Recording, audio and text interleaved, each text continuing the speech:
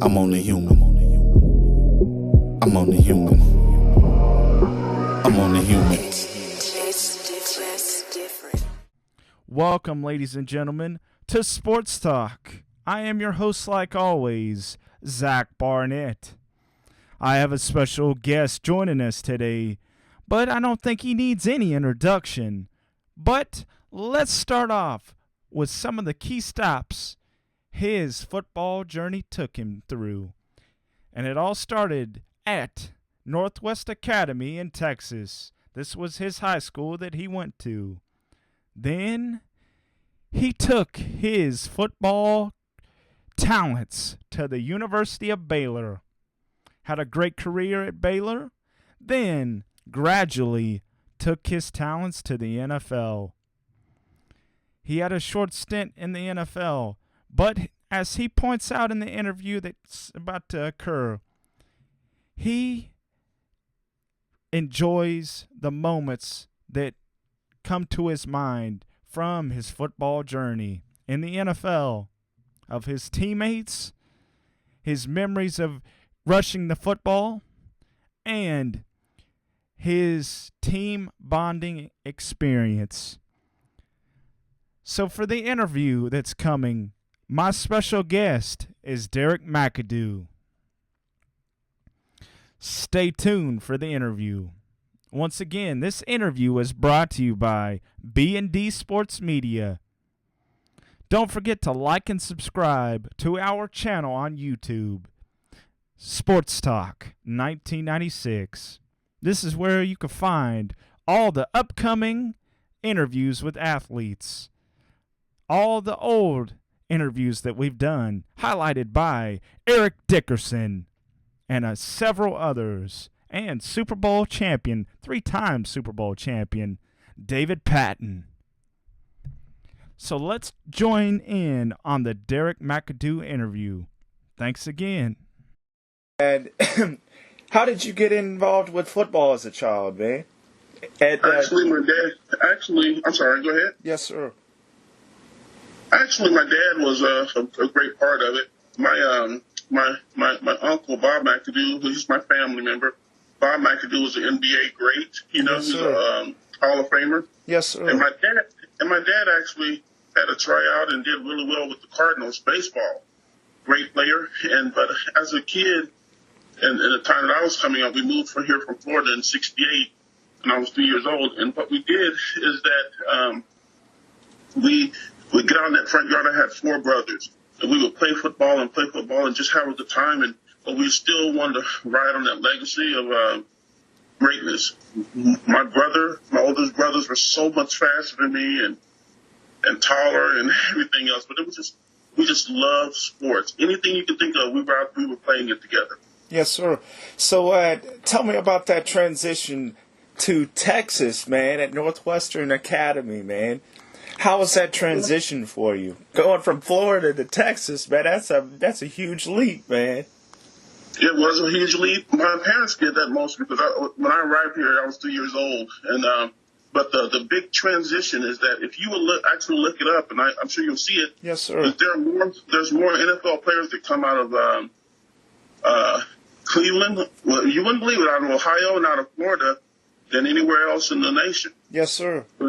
And so what we did is that transition was really neat because I started as a, if you can believe it, because I was really strong, but I was little, always little.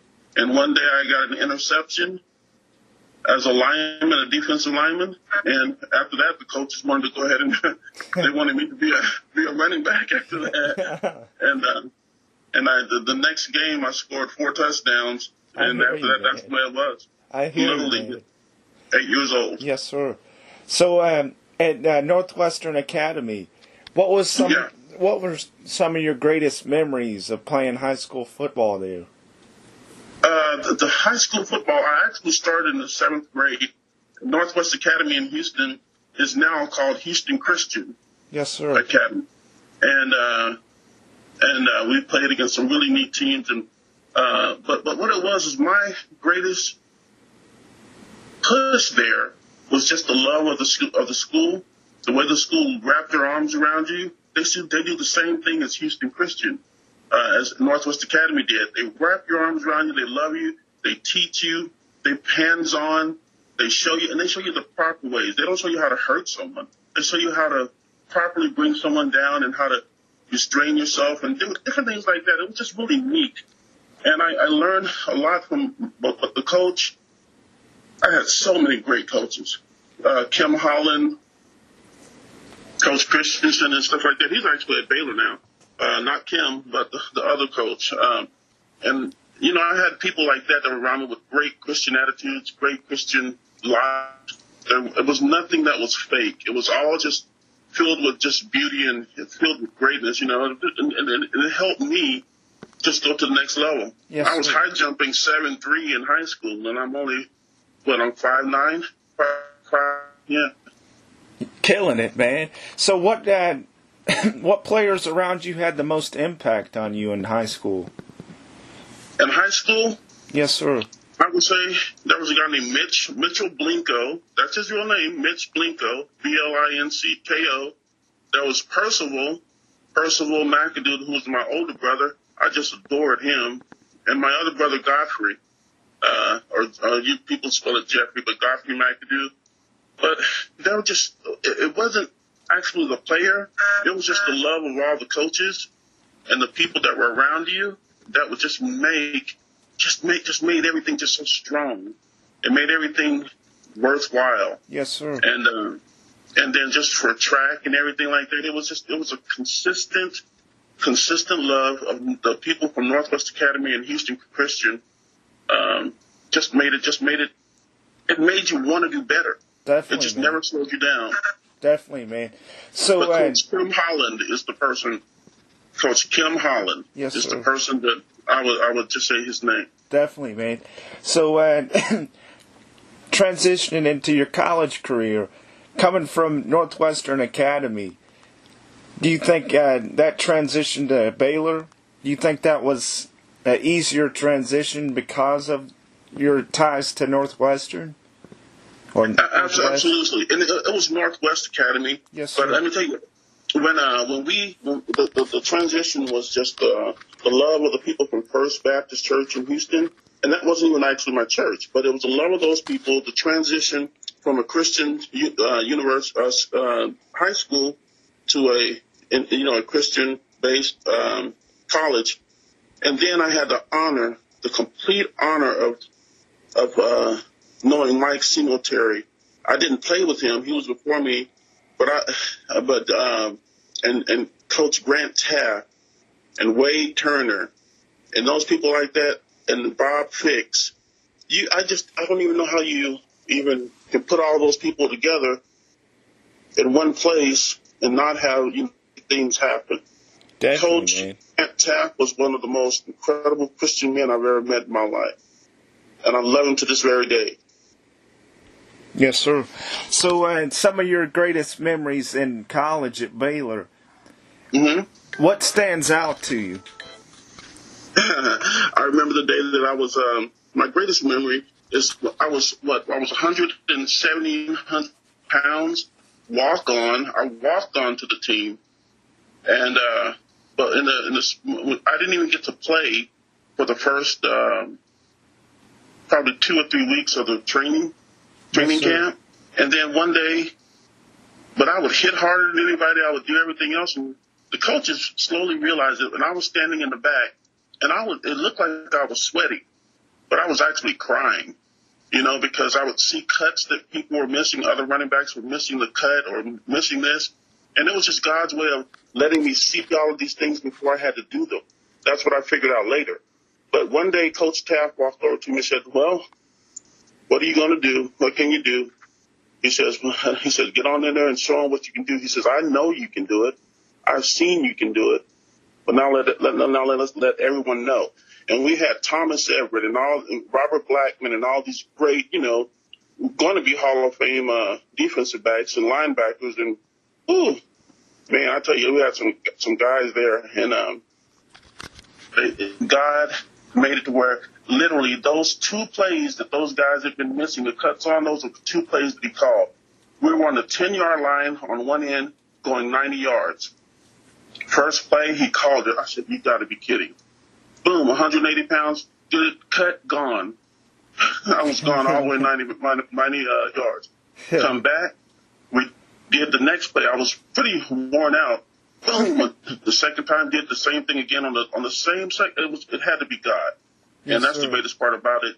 That he was in the mix from the beginning. Definitely, and that was one of the greatest parts. But the greatest part wasn't the touchdowns. It was someone saying, "I know you can do it. I believe in you can do it, and you have to believe in yourself now. I'm putting it in your hands." And that was Coach Grant Taft. Yes, sir. So during your college career, man, what games had the most impact on you as a player and person? I would say easily SMU, Baylor versus SMU, and anytime you played Texas A&M, it was. I mean, we're just like the two, like a big rival. They would have 101,000 people in the stands, literally. And they were rocking back and forth, and they'd be rocking. And I looked up there, and that was I think my second or third game starting. And I had never, you hear about it, and you see it on cartoons and stuff like that, where your knees shake. My knees were shaking, coming from a place that would only have, maybe 100 people in the stands, in high school. But those A&M and SMU, seeing Eric Dickerson and Craig James and those guys run up and down the sideline, and just seeing all those great guys, man, just great performers, and then being able to beat them or outrush them or score more touchdowns in the game than them, or beat them in the Liberty Bowl, or beat them in the, yes, all sir. those different things like that. Blue Bonnet Bowl, it was great. Definitely, man. So during your college career, man, do you have a specific memory of a fan having impact on you? Like, that one of their stories have an impact on you? You seeing their story and like a... Yes. It was a fan, and I wish that I could remember the name. But let me tell you what, this young man would wait for me after every game until I signed something that was his. And then I never noticed, because, you have so many people around you, that he was completely debilitated, except for being able to raise his hands high enough for you to hold a pen and a T-shirt, or a pen and a jersey, or a pen and a piece of paper. Yes, sir. And because we get so involved with ourselves and everything that's going on around us that we forget, I think, a lot of times, that we're so blessed. That made my life. Definitely. And there was a guy named Doug McEwen from my high school who had every ability in the world, but he died of cancer. Yes, sir. And he was going to Baylor, and he passed away from cancer in his knee, if you can believe it. That's where it was. Oof. It just tore him apart. But he was he loved football so much, so I carried him with me through all of that stuff, through college, through the NFL, through everything. I carried Doug McEwen with me. And I wish the whole world could know that, but I carried that young man with me through everything I went through, and the other gentleman at Baylor. Yes, sir. So let's transition to your NFL career, man. Yes, sir. What made the jump to the NFL difficult for you? Actually, it didn't. But made it the only thing that made it difficult to me, because I didn't know any better. I was very protected when I was a child. I was in private schools and stuff like that. Yes, so a lot of the world, I didn't understand it. That was and Baylor is so secure and loving and embracing that I never really had the opportunity to see the bad in the world. Yes, sir. So when I went to the NFL, you get to see everything, because it's all out there. But the transition, you said? Yes, sir. Would be, it wasn't a very hard transition, because I just played football as I needed to play football. If someone was there and I had to hit them, I didn't care. But guess what? I had one of the greatest, and still one of the greatest coaches in the NFL, just like I had the greatest coach in college. Mr. Gene Stallings. Yes, sir. The old A&M guy. And we called him Mean Gene, but he was the nicest. He was another father. That's what he was. Mean Gene would just tell me, "What are you doing now, Mcadoo? What are you messing up?" And he would always keep me in his head, even though I didn't even get drafted, and that was bad because I hurt my ankle before the draft. And so I went into training camp. They failed me on my physical. Yes, sir. And I was like, "What?" And they said on my left knee, but that's when I found out I was born without an ACL in my left leg. I don't have one, but I high jumped off of well, 7 feet. And that's just God again. But the thing that on the transition there, Gene Stallings being, God gave me a path to some of the greatest people and the greatest men and the greatest coaches. I don't even know how I deserved it. But that's what he did. Then I would go there and he would say, "Okay, Mcadoo, get on in there." And I would get into there, and the first game I started was against Cleveland there. And man, that was in the preseason. And I tore them apart. I think I had like 90 something yards, and every time I touched the ball, I was off. And it was just really cool. And then keep going. And then, man, one day he came in and he told me the night before they were going to make their last cuts. I made it through the first cut, the second cut, the third. And he said, and then I said, "Coach," he said, "go on in there and get you some sleep. You have a game to play tomorrow." I almost passed out. And so that the kind of leadership and the way he did things was just incredible. Yes, sir. The next game I played, well, during the seasons, that's when they had Roger Craig there in San Francisco, and I was number 33, and he was number 33. So, and you have Ronnie Lott, the big hitter and all that. And so I always wanted to prove people that they weren't as tough as they wanted to be, as they thought they were, or just to see if I could overcome or beat them. And that game I had 121 yards, 133 yards, and 3 touchdowns. So against San Francisco, and that was when they had their greatest defense, and they were, no one could beat them. And I outrushed Roger Craig, and then it just freaked me out. Then they sat me down the next week, the team, because Stump Mitchell was the running back at that time. But, they sat me down. I played another game and did the same thing, and then they sat me down again. Yes, sir. But it was just one of those situations where, that's a memory, but it's also a learning factor. But, man, I couldn't have asked for more. So this is a deep question, man. In the NFL, how humbling is that process, man? You went into detail about you starting one game and the next not even knowing that you'll be able to play. And myself and Mr. Baysik-Kahima, he's definitely going to be in the Hall of Fame for kickoff returns. Baysik-Kahima, and I would just coach would always say, the more you can do, and I guess a lot of the rookies didn't understand it. The more you can do, they'll keep you here. And so I would go out I used to do kickoffs in high school, and I started doing kickoffs. Then I would do punt returns. I would sign up for anything to make that team, and just show them that I had multiple skills. Yes, sir. And go ahead, sir. Go ahead, man. And that's what I did. And I did everything that I possibly could. Anything less than that, going into the NFL and trying to make it. If you're standing back there because you're the number one draft pick and you're cool and you made all the money and you made a $70 million signing bonus, you don't think they'll cut you? They'll get rid of you just like they'll get rid of the guy that had $100 million signing bonus. They don't care. It's a business, it's a game, and it's serious. So it made a lot of sense to me on how things took place.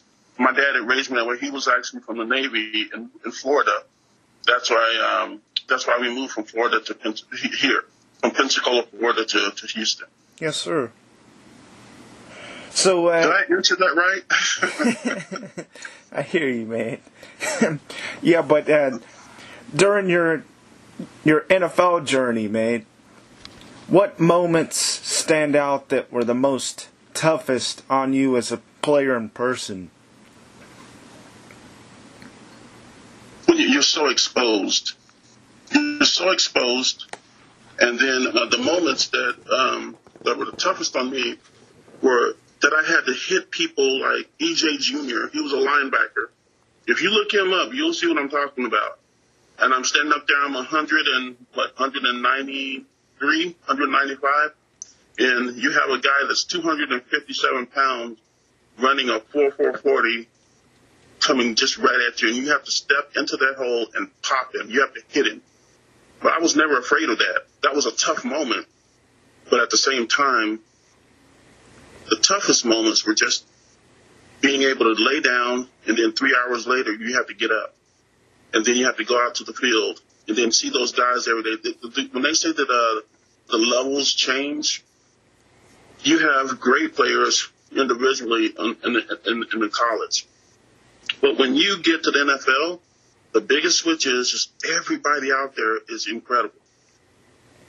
And it's just one of those situations where if you make that team, it's a complete blessing from God.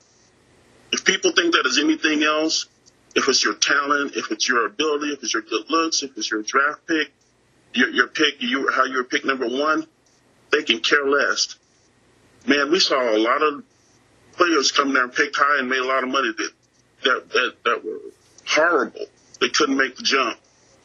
And but at the same time, it's all a blessing. No one can brag. No one can brag. Definitely, man. That's what I think. So, my last couple questions, man. That Arizona team now, what do you think their projected record is for this coming up year? If we have a season. They have a... If we have a season, they're going to only do 16 games. Am I correct this year? Yeah, I believe so. I was doing the thing on I was just listening in on the NFL PA. We do certain things, and of course, I'm not going to tell you about them. Yes, sir. well, let me tell you, if there's a this season will be short, but if they go ahead and they continue through, it's going to be you do it now. You can't wait until the 8th game of the season. It's a now season. So what I think with the shorter season, it's going to make the guys have to work even harder. It's going to put it back to where it used to be. A lot of the guys that are playing now and have been playing for the last 15, 20 years have been, we brought in, hey, they make so much money. They don't, it's not a thing to them. Yes, they're going to make the money, and they're guaranteed contracts and this and that. I think that now, with everything that's been going on, they are going to have to work to their fullest potential, and we're going to start seeing real football again. Definitely, man. Real football. We're not going to have the guys that come up there and tackle you by grabbing your waist. These guys are going to hit you now because they know their jobs are up. People can come in and take your jobs right now by hard work. Definitely. It's no more draft pick. It's going to be hard work and pinning your head down. And like Gene Stallings would always say, get after it. He would just say it in that voice, get after it, Mac. Go get him, son. And you know what that man would say? And he meant it because you never hear him ever say it. If he loved you, he loved you. If he didn't, he didn't. He would say, you know what? I love you, man. You just, show him what you got. He was the most uplifting, incredible human being that anyone could ever have for a coach. Yes, sir. And it just blew me away. It blew me away. And so that's the kind of things that Wade Turner, all those guys would do the same thing. I was so little, you wouldn't have believed. I'm telling you, I went in, I was 173, 178, and started my first game at 183 against TCU. Yes, sir. Had over 100 yards rushing and another 50 or something receiving. But I think in football overall, It is when the coaches love you so much and show you and tell you that that's when the player can accomplish anything. Definitely, man. So my last question for you, man. The lessons and the trials and tribulations of football. How have you applied those things to your personal life, man? Number one, my dad taught me things when I was little that there are all applications used doing that. You only give up when God asks you to. God never asks you to give up. If where you're headed is a true place, and you never have to compromise your integrity, you never have to compromise yourself, and you never have to, and you're going to shame the devil while you're doing it. But some of the biggest lessons have been never, ever, never, ever, ever give up. And if you really love something, you put your all into it. Definitely, man. Those are my two lessons. And I would put my heart into it. Being a little guy, they laughed at me. I'm telling you, they laughed at me going into Baylor. Some of the players, they laughed at me because I was so little. No one knew of me. We had 3 Playboy All-Americans come. His name was Vivian Poole, Scott Works, and another guy, running back. I mean, if it was a draft, they would have been number 1 draft picks. And you know what? They never saw the field. They never saw the field unless I needed a rest. Yes, sir. So it's just the thing is, no matter who you are, where you're planted, if God has a purpose for you, and if you have that same purpose, if you're in line with God's plan, you're going to make it.